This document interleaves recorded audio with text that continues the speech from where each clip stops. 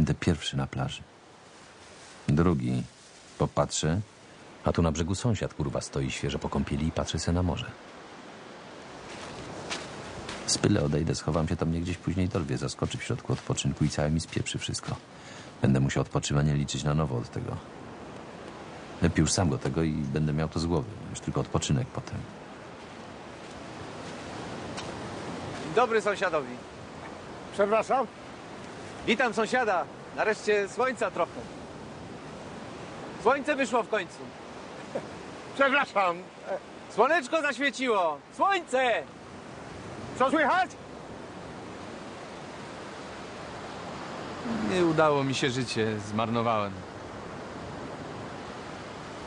Uciekłem od pierwszej, jedynej miłości. Potem ożeniłem się bez miłości. Jedyna istota, którą kocham, mój syn, wychowywał się w piekle mojego małżeństwa. Tak jak ja wychowywałem się w piekle małżeństwa moich rodziców.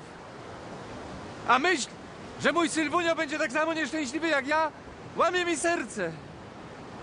Praca, która była moim powołaniem, okazała się udręką za grosze. Zabija mnie samotność, którą sam sobie zgotowałem. Nikt i nic mnie już nie czeka. Nie widzę przed sobą przyszłości. Jestem w proszku, w rozsypce, wypalony, rozmontowany. Śmiertelnie zmęczony, chociaż niczego w życiu nie dokonałem. Muszę przystanąć w biegu, chociaż nigdzie nie dobiegłem. I odpocząć. Odpocząć za wszelką cenę. Aha. Nie słyszę w ogóle.